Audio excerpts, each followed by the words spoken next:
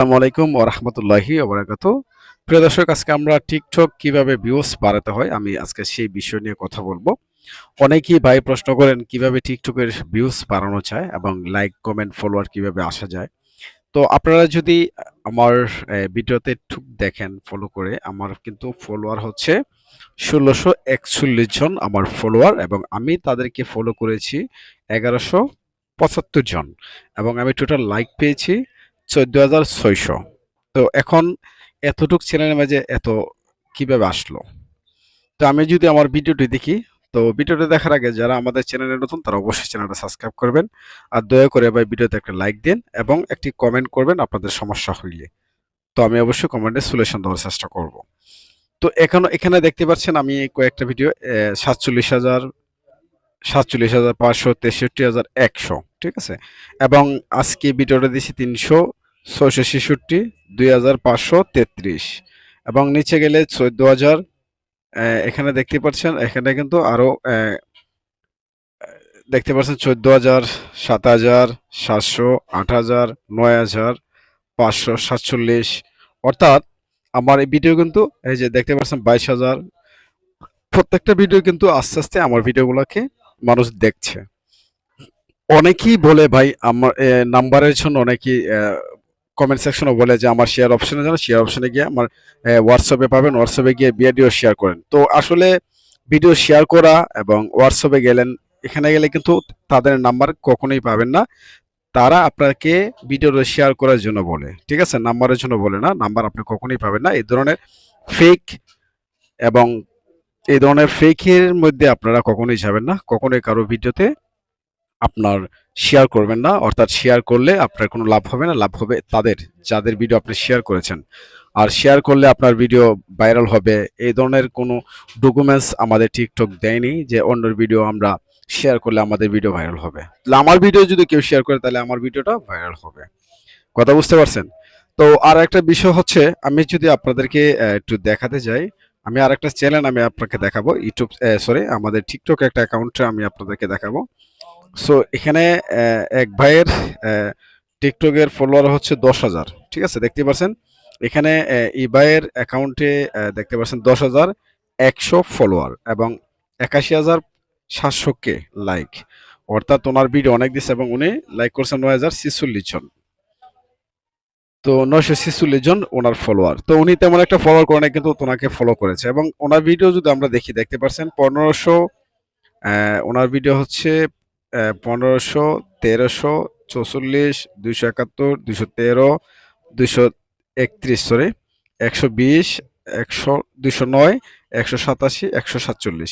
এখন আপনারা দেখতে পাচ্ছেন ওনার যে ভিডিওগুলা, ওনাদের ভিডিওগুলা কিন্তু খুবই কম র্যাঙ্কিং এ আছে। কারণ হচ্ছে ওনার ভিডিও তেমন একটা ক্লিয়ার হয় না সম্ভবত, যার ফলে ভিডিওটা মার্কেটে চলে না। যেমন ধরুন আপনি যে চ্যানেলটার ক্যাটাগরি ভিডিও তৈরি করেন, যে কোনো একটা ক্যাটাগরির ভিডিও আপনার তৈরি করতে হবে। কথা বুঝতে পারছেন? যেমন ধরুন আমি এই চ্যানেলটা হচ্ছে বিসা নিউজ MSAR।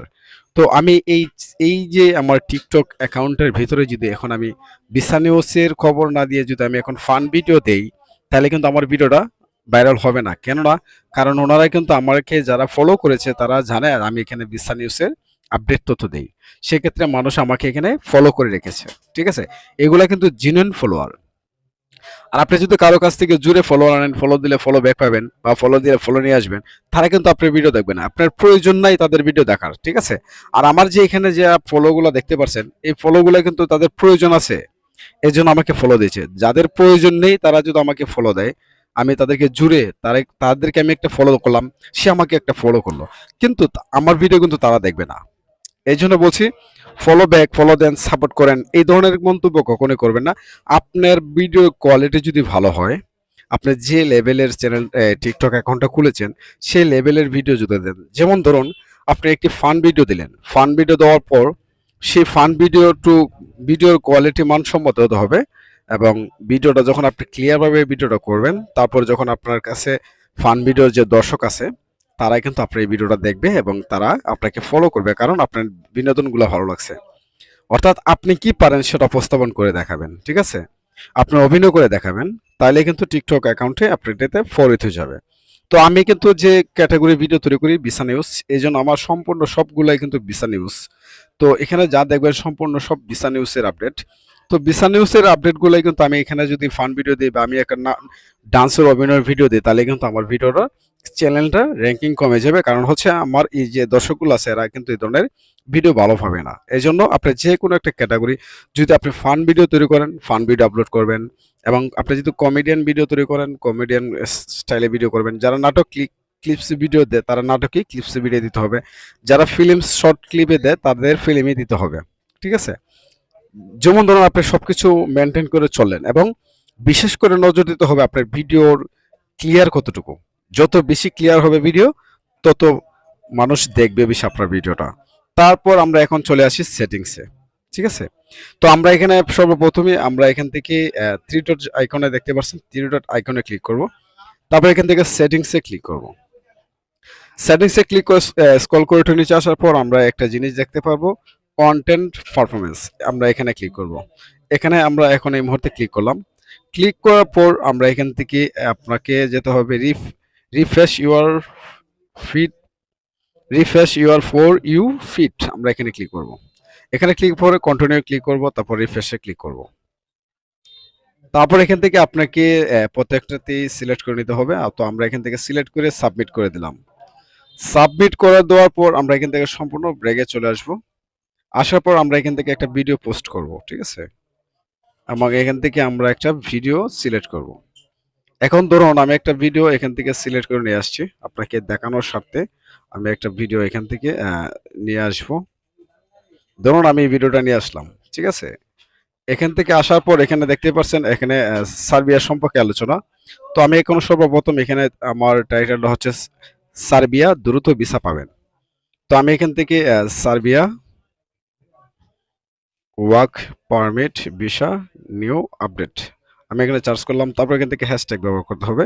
আপনার যে ক্যাটাগরির ভিডিওটা তৈরি করেছেন সেই ক্যাটাগরি অনুযায়ী কিন্তু আপনাকে হ্যাশট্যাগ ব্যবহার করতে হবে। যেমন আমি এখান থেকে লিখলাম সার্বিয়া সার্বিয়া ভিসা। তো আমি এখানে লিখলাম, তারপর এখানে লেখার পর পোস্ট হচ্ছে এটা দিলাম। তারপর এখানে সার্বিয়া কান্ট্রি দিতে হবে। তারপর আমি এখান থেকে 1.7 মিলিয়ন আছে পোস্ট, আমি এখানে এটাকে সিলেক্ট করে দিলাম।